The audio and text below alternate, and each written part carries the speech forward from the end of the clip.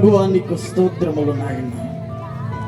సర్వశక్తి కలిగిన దేవానికి వందనాలు, స్తోత్రములు స్తోత్రములు తెలియజేస్తూ ఉన్నాను ప్రభువా. ఇది రాత్రి గతించిన సంవత్సరం అంతా కాపాడి నడిపించి ఈ రాత్రి నాయన ఇదిగో దేవుని సేవకుల మధ్యలో, నీ ప్రజల మధ్యలో మమ్మల్ని అందరినీ మీరు ప్రేమిస్తున్నందుకు నీకు వందనాలు. ఒక్కొక్కరితో మీరు మాట్లాడండి. అవసరమైనది నీ వాక్కు. మార్తా, నీవు అనవసరమైన విషయాల మీద మనసు ఉంచుతున్నావు. అవసరమైనది ఒక్కటే, అది నీ చెల్లి అయిన మరియా ఎంచుకుంది. అది ఆమె యొద్ద నుండి ఎన్నడూ త్రోసివేయబడదు. గనుక అవసరమైన వాక్కు నాయన ప్రజలతో వినిపించండి. నీ నామానికి మహిమ తెచ్చుకున్నాను. యేసు నామములో అడుగుచున్నాను తండ్రి, ఆమేన్ ఆమేన్. కొద్దిసేపు వాక్యాన్ని ధ్యానిద్దాం. నేను మీకు పరిచయం చేసుకో అవసరం లేదు అనుకుంటా. నా పేరు కొండేటి సత్యానందరాజు. మా నాన్నగారు, వాళ్ళ నాన్నగారు పేరు పెట్టారు సత్యానందం అని. మా అమ్మగారు నన్ను రాజా అని పిలిచేది. మా నాన్నగారికి సత్యానందం అంటే ఇష్టం కనుక రెండు కలిసి నేను పెట్టుకున్నా సత్యానందరాజు అని. దేవునికి స్తోత్రం కలుగును గాక. హల్లెలూయా. మా నాన్నగారి పేరు మోషే, కొండేటి మోషే. మా అమ్మగారి పేరు మణమ్మ. గరువు కాలగట్టు నుంచి వచ్చిన వాళ్ళు కొంతమందికి వాళ్ళిద్దరు కూడా తెలుసు.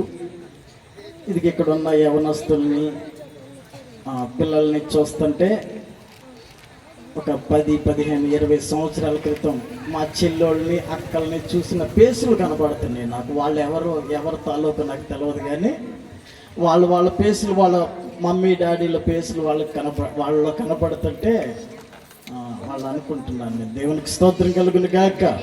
హల్లెలూయా హల్లెలూయా. నేను మీ ఊరికి చెందిన వాడినే, అది మీ కాలగట్టు ఉన్నవాడినే. అయ్యగారు కూడా అదే ఊరి నుంచి రావడం అద్భుతం. ఇవాళ దేవునికి స్తోత్రం కలుగును గాక. వాక్యంలోనికి వెళదాం. ఇర్మియా గ్రంథం 31వ అధ్యాయము. క్రిస్మస్ అంటేనే అవసరాలు తీర్చబడేది. క్రిస్మస్ అంటేనే నీకున్న అవసరాన్ని తీర్చేది. మనకున్న అవసరం ఒకటి. సమస్తము మనము సంపాదించుకోవచ్చు, సమస్తము మనము కూడగట్టుకోవచ్చు, కానీ రక్షణ మనం కొనుక్కోలేనిది. రక్షణ మనం కూడగట్టుకుని సంపాదించుకుని దాచిపెట్టుకోలేది. ఎందుకంటే అది మనకు అనుగ్రహించబడింది క్రిస్మస్ రోజున. దేవునికి స్తోత్రం కలుగును గాక. ఇర్మియా గ్రంథం 31:9 వచనం. వారు ఏడ్చుచూ వచ్చెదరు, వారు నన్ను ప్రార్థిస్తూ ఉండగా నేను వారిని నడిపించెదను. దేవునికి స్తోత్రం కలుగును గాక. హల్లెలూయా హల్లెలూయా. వారు ఏడుస్తూ వస్తారు, వారు ప్రార్థన చేస్తూ ఉండగా నేను వారిని నడిపిస్తాను. ప్రార్థన చేసిన వాళ్ళని ఎలా నడిపిస్తాడు? ప్రార్థన చేయడానికి వచ్చిన వాళ్ళు ఎలాంటి ప్రార్థన చేస్తారు అంటే, ఎప్పుడు మనం ప్రార్థన చేసినా మన అవసరాలను బట్టి ప్రార్థన చేస్తాం. ప్రభువా నాకు అది అవసరం ఉంది, ప్రభువా నాకు ఇది అవసరం ఉంది, నా పిల్లల కొరకు ప్రార్థన చేయాలి, లేకపోతే నా కుటుంబం కొరకు ప్రార్థన చేయాలి, లేదా నా వ్యవసాయం కొరకు ప్రార్థన చేయాలి, లేదా నా బంధువుల కొరకు ప్రార్థన చేయాలి అని ఎవరో ఒకరి కొరకు ప్రార్థన చేయడమా, లేకపోతే మన కొరకు మనం చేసుకోవడమా, లేకపోతే మన కొరకు మనం అడగడమా? ఇది ప్రార్థన. దేవునికి స్తోత్రం కలుగును గాక. ఈ ప్రార్థన చేసే వాళ్ళని ఆయన ఏం చేస్తాడంట? నడిపిస్తాడంట. దేవునికి స్తోత్రం కలుగును గాక. యెహోవా నా కాపరి, పచ్చిక గల చోట్ల ఆయన నన్ను శాంతికరమైన జలముల యొద్దకు. ఎక్కడికి? సినిమా హాల్కా? శాంతి థియేటర్కా? శాంతికరమైన జలముల యొద్దకు ఆయన నన్ను నడిపించెను. దేవునికి స్తోత్రం కలుగును గాక. మనం ప్రార్థన చేస్తూ ఉండగా మన అవసరాలన్నీ తీర్చి ఆయన నడిపిస్తాడంట. ఈ రాత్రి మీరు ఏ అవసరతలతో ఇక్కడికి వచ్చారో తెలియదు, కానీ క్రిస్మస్ అంటేనే ప్రాముఖ్యమైన అవసరాలు తీరే పండుగ. దేవునికి స్తోత్రం కలుగును గాక. ఈ రాత్రి మీరు ఏ అవసరతలతో మీరు ఇక్కడికి వచ్చారో, ఏ బాధలతో మీరు ఇక్కడికి వచ్చారో తెలియదు, కానీ మీరు ఇక్కడి నుంచి వెళ్ళేటప్పుడు ఇదిగో సంవత్సరానికి సరిపడిన ఆనందాన్ని తీసుకుని వెళ్ళబోతున్నారు. దేవునికి స్తోత్రం కలుగును గాక. సమస్త నిందలు, అవమానాలు, దుఃఖము యేసు నామములో కొట్టివేయబడును గాక. ప్రతి బలహీనతలు యేసు రక్తములో బంధించబడును గాక.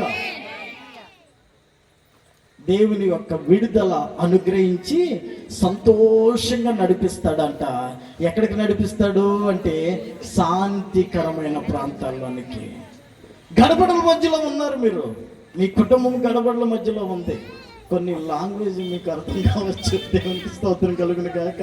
గొడవల మధ్యలో, గడబడ మధ్యలో ఉన్నారు, అడావిడి మధ్యలో ఉన్నారు. ఏం చేయాలో అర్థం కావట్లేదు, ఎలా సరిదిద్దుకోవాలో అర్థం కావట్లేదు, ఆ పరిస్థితి నుంచి ఎలా బయటపడాలో మీకు అర్థం కావట్లేదు. కానీ ప్రభు అంటున్నాడు, ఈ రాత్రి నువ్వు ప్రార్థన చేస్తూ ఉండగా రామచంద్రపురం ప్రాంతంలో ఇదిగో ప్రేమానందం గారు, సామ్రాజ్యం గారు, దేవుడు వారిని వాడికిని వారి ద్వారా నిర్మించబడిన ఈ పరిచర్య, దేవుడు వారి ద్వారా కట్టిన ఈ సంఘములో దేవుడు మీతో మాట్లాడబోతూ ఉన్నాడు. మీ మనవులు ఆయన ఆలకించబోతూ ఉన్నాడు. దేవునికి స్తోత్రం కలుగును గాక. కీర్తనల గ్రంథం 65 అధ్యాయంలో దేవుని వాక్యం అంటది, ప్రార్థన ఆలకించువాడా, సర్వ శరీరులు నీ యొద్దకు వస్తారు, నీ సన్నిధిలో ఉన్న మేలు చేత వారిని తృప్తిపరుస్తామన్నది. దేవునికి స్తోత్రం కలుగును గాక. అనేక మంది ప్రజలు దేవుని యొద్దకు ఎందుకు వస్తారంటే, దేవుడు ప్రార్థన ఆలకించేవాడు. నీవు నీ బంధువుల దగ్గరికి వెళితే నీ సమస్య అంతా వాళ్ళు వినకపోవచ్చు.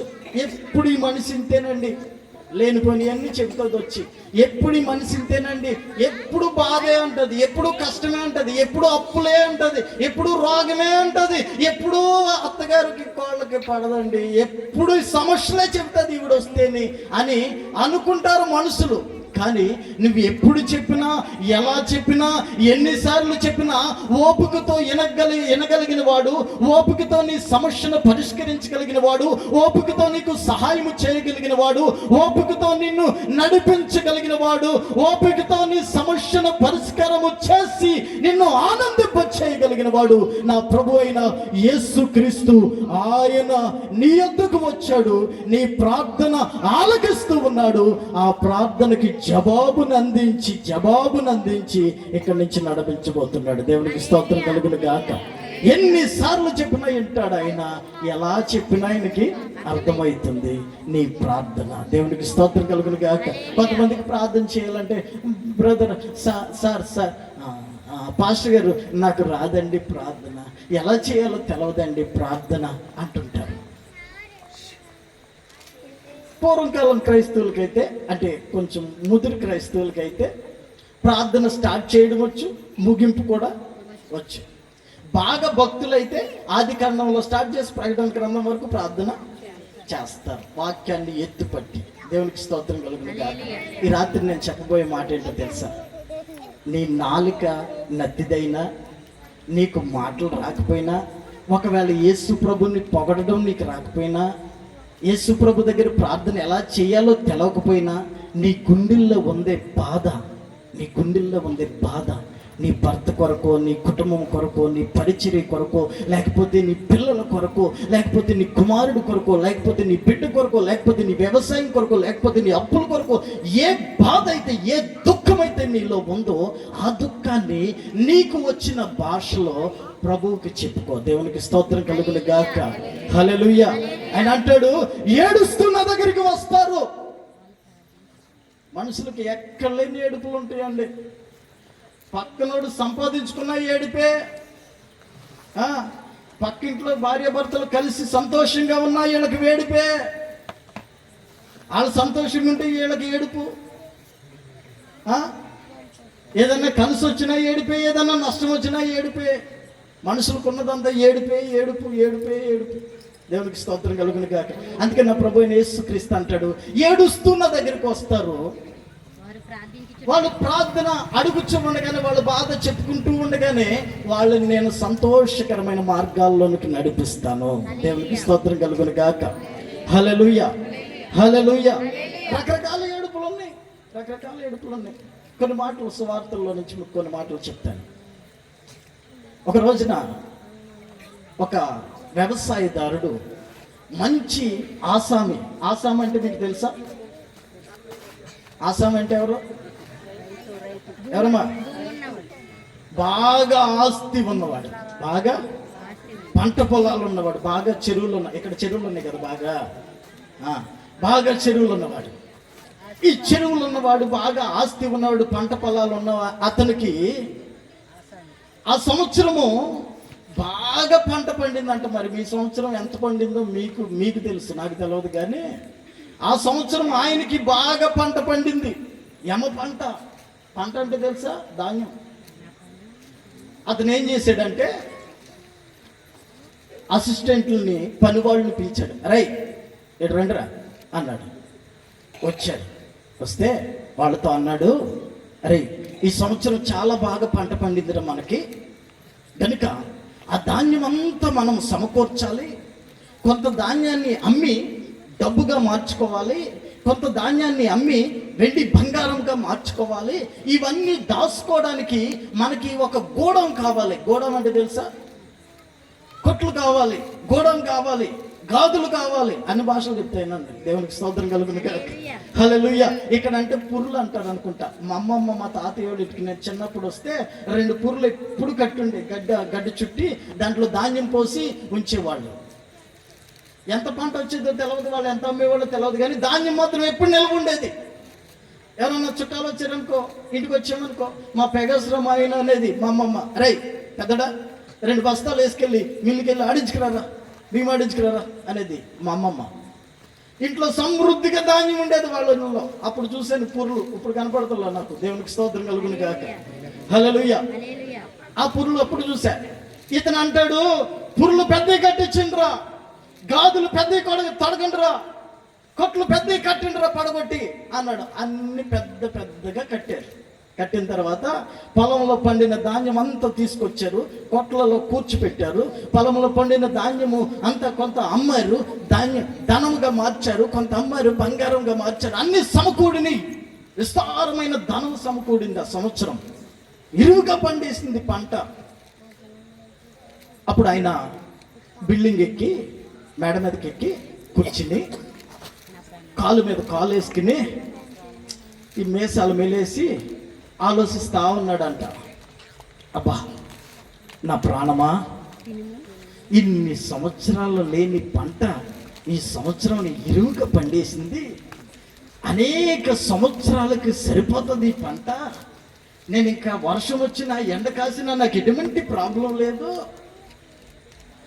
ఒకవేళ అప్పులోళ్ళు వచ్చి అడుగుతారన్న భయం లేదు. ధనం ఉంది, డబ్బు ఉంది, అబ్బా అని తన ప్రాణంతో చెప్పుకుంటున్నాడంట. ఏమని?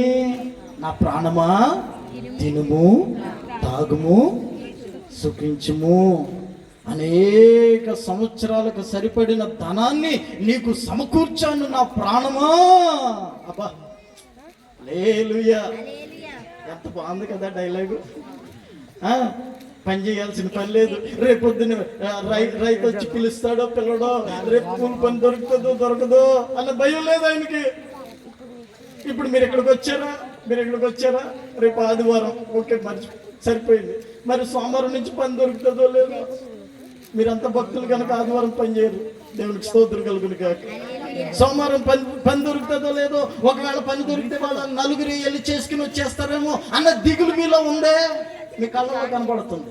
దేవునికి స్తోత్రం కలుగు. ఆ దిగులు ఆయనకి లేదు. సరదా